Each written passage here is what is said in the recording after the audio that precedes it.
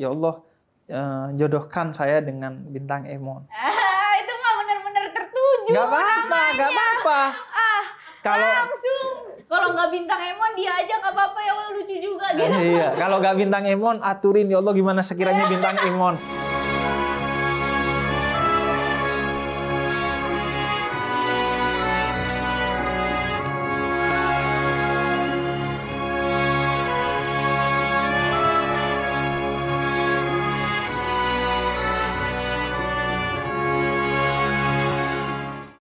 Udah nikah aja gitu, rezeki mah nanti bakalan kebuka lebar kalau abis nikah gitu. Iya. Berarti itu gimana?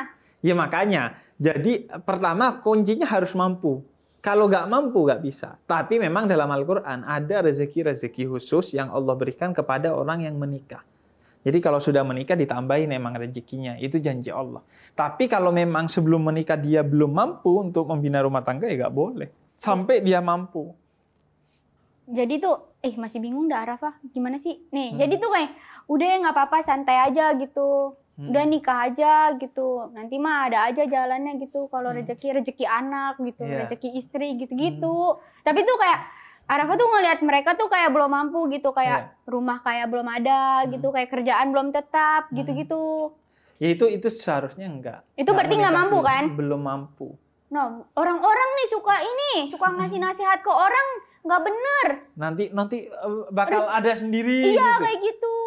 Akhirnya ya kecuali dia punya komitmen ya, dia percaya sama itu dan dia punya komitmen, berusaha untuk memampukan dirinya, itu boleh. Tapi kalau dia memang betul-betul kelihatan belum mampu, kita cuma pengen hadir undangan aja. Iya. Kita pengen lama gak ada kondangan nih, pengen ada kondangan, jodohin. Nah karena itu makanya harus hati-hati karena bukan cuma modal nikah bagus, enggak juga. Kalau bukan orang yang tepat, belum mampu dan lain sebagainya, ya bisa jadi itu haram.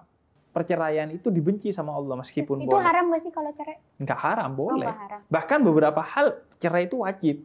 Kalau suaminya zolim pada istrinya, itu harus cerai. Harus diceraikan. Kalau istrinya nggak dinafkahi selama 3 bulan, ya harus diceraikan. Nunggu sampai mampu dan dikasih jalan agar dia mampu, pasangan yang seperti itu. Misalnya tapi ini kalau udah mentok nih ya, tapi seharusnya ya tidak pernah terjadi gitu. Misalnya nih ya, misalnya Arafah nih umurnya sekarang 23 gitu. Terus kayak Arafah tuh kayak udah kayak nggak mikirin pacaran gitu-gitu ya. Terus habis itu sebenarnya kayak Arafah tuh ada nih orang yang suka gitu di umur 23, tapi tuh Arafah tuh kayak males nikah gitu-gitu sampai akhirnya kelewat gitu-gitu. Apakah nanti jodoh Arafah bakalan kayak gimana apa? Iya. Gimana sih? Jadi begini, jangan berpikir bahwa jodoh itu orang yang sudah ditentukan ini dan kalau bukan ini berarti bukan jodoh kita. Jangan berpikir seperti itu. Jadi? Kalau berpikir seperti itu, gimana kalau kita minta sesuatu untuk jodohnya kita, si B berubah gitu, misalnya. Itu gimana? Nggak bisa kan? Akhirnya berarti jodohnya diubah-ubah dong sama Allah. Ini enggak. Jadi jodoh itu siapapun yang kemudian ketika kita ketemu, kita cocok, kita sudah mampu dan itu pilihan kita, maka itu jodoh. Jadi nggak ada istilahnya, kelewat, jodohnya udah kelewat di belakang, nggak ada. Jadi kelewat. Kenapa? Karena kelewat. Iya, karena waktu itu Arafah masih apa katanya? Masih sibuk. Artinya masih bekerja kan, masih merintis karir. Yaitu termasuk syarat-syarat yang harus dipenuhi oleh orang yang mau menikah. Dia harus sudah matang. Oh ya udah, gua berubah mau serius nih cari pasangan. Maka Allah berikan jodohnya. Jadi nggak ada istilahnya, jodoh udah kelewat. Karena jodoh itu bukan ditentukan orangnya. Si A, si B, jodohnya enggak. Kan kita misalnya ini kayaknya jodoh gue nih kayaknya pas banget nih sama gue banget gitu. Tapi dia punya pacar gitu. Terus habis itu bilang? Ya bilang melalui cara-cara yang tepat gitu ya, kayak tadi ngabari lewat orang. Lagian tapi kalau kamu nggak kenal sama dia kok tahu jodohnya kamu itu dia? Enggak, misalnya satu circle lah. Satu circle gitu, teman-teman. Tapi kan tetap aja nggak tahu, nggak pernah hubungan. Kan kadang pas jadi teman baik, pas jadi pasangan jadi jelek. Jadi kita itu memang nggak boleh pacaran, tapi juga nggak boleh menikah tanpa kenal. Beli kucing dalam karung tuh nggak boleh. Karena itu kaitannya agar kita terus terikat di dunia dan di akhirat kalau bisa. misalnya nih, kita udah ngerasa nih dia jodoh kita, tapi kita nggak dapet restu gitu. Itu jodoh apa bukan? Jadi gini, idealnya memang pernikahan itu direstui oleh kedua orang tua sebagai wali kita. Tapi dalam sebagian madhab, wali itu tidak dijadikan syarat dan rukun pernikahan bahkan. Itu untuk menunjukkan apa? Itu untuk menunjukkan bahwa kalau orang tua, anaknya itu sudah ketemu jodohnya yang sudah baik, maka dia harus merestui. Jangan menghalang-halangi. Kalau kayak gitu gimana? Ada jodohnya anaknya yang baik, maka orang tua harus merestui. Harus merestui, nggak boleh nggak merestui. Kalau tetap dia nggak mau merestui gitu? Misal dia nggak mau datang kalau dia nikah nggak mau. Nggak mau datang dan nggak mau jadi wali. Kalau kita bermadhab Syafi'i ya memang nggak boleh, harus ada wali. Karena itu harus kita memperjuangkan dia jadi jodohmu aja bisa, masa memperjuangkan orang tua merestui nggak bisa. Kalau dia memang orang baik-baik bisa diperjuangkan. Nah, tinggal cara memperjuangkannya. Bagaimana? Pertama, jangan hanya bacot, tapi tindakan. Tunjukkan. Hanya bacot. Jadi tunjukkan calon suamimu itu, tunjukkan bahwa dia adalah pilihan terbaikmu. Dengan datang ke rumahnya, bertutur kata yang baik, menyatakan diri siap, memperlihatkan bahwa dirinya siap. Kemudian yang kedua, kalau kamu omongan kamu kepada orang tuamu harus menjelaskan dengan cara-cara yang baik agar orang tuamu meyakinkan. Dan kalau bisa tidak bisa dengan penjelasan, itu dengan sikap yang baik. Karena kadang orang tua itu menilai dengan emosi. Kalau kita udah sambil mijitin dia, berbicara dari hati ke hati, biasanya akan nerima orang tua itu. Kalau nggak bisa juga, ngomong lewat orang yang dihormati oleh orang tua kita. Misalnya ada ustadz, ada habib, ada ulama, ada tokoh masyarakat, Pak RT yang orang tua kita hormat kepada dia, ngomong lewat orang yang dihormati. Karena kadang sesuatu itu akan diterima karena yang ngomong adalah orang yang dihormati. Kalau kita yang ngomong dia hangkal, lu dari mana sih? Kan sih lu anak kecil, nggak tahu apa-apa. Nih orang tua lu nih udah pernah makan asam garam. Makan asam garam. Lagian makan asam garam. Dulu tuh gue makan asam sama garam. Enggak, sama gula. Biasanya asam kan sama gula. Kalau sama garam? Asam garam. Iya, nggak enak dong. Nah, terakhir nih, aku mau kasih satu hal. Gini, jodoh itu kaitannya dengan dua hal. Yang pertama adalah usaha. Tapi yang kedua yang juga harus dipegang, jodoh itu juga di tangan Tuhan dan karenanya perlu doa. Karena itu kita juga harus mendoakan diri kita agar mendapatkan jodoh terbaik. Nah, gimana doanya, Bib? Pertama, di Al-Quran tuh banyak sekali doa. Doa-doa yang diajarkan. Misalnya, Allah ajarkan tuh, Rabbi la tadarni fardan wa anta khairul warisin. Ya Allah, jangan tinggalkan aku sendiri. Oh, nggak bisa, Bib, saya bacanya bahasa Arab. Gini aja, doa terbaik itu doa yang disampaikan dari hati yang tulus. Pakai bahasa apapun. Ya udah, doa agar dikasih jodoh yang terbaik, maka Allah akan ngasih kita, akan giring kita kepada jodoh yang terbaik. Kalau doa harus spesifik gak sih?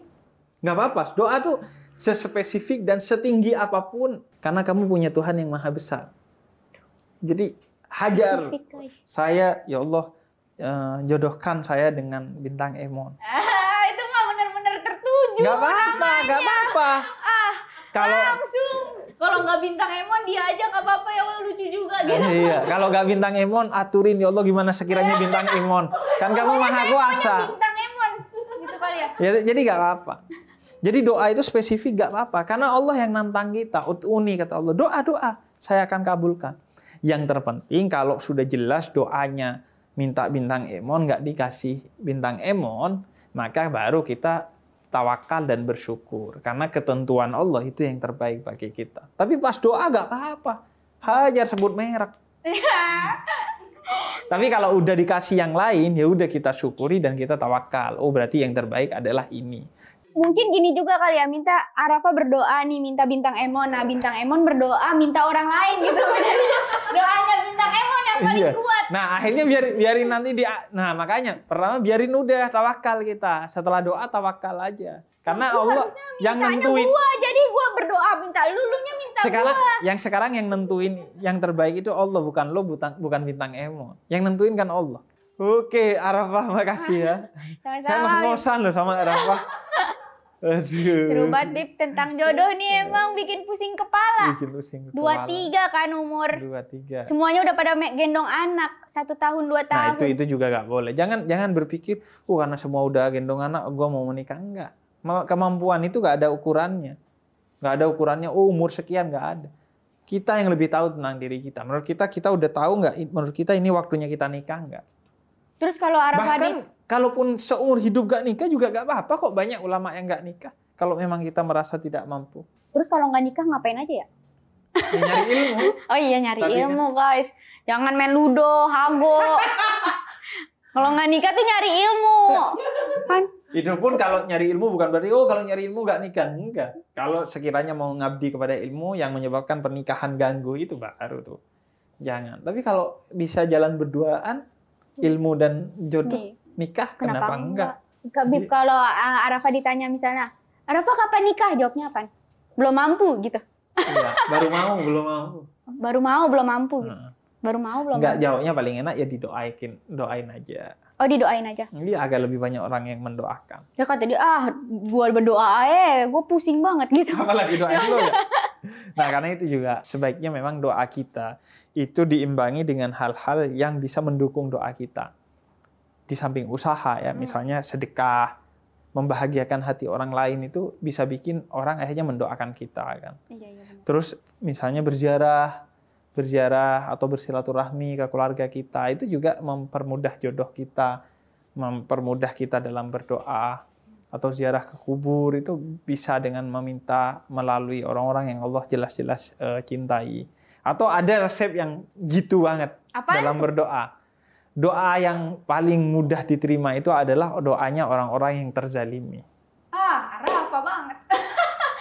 Jadi kalau pengen doanya diterima, cari orang yang bisa menzalimi kamu siapa.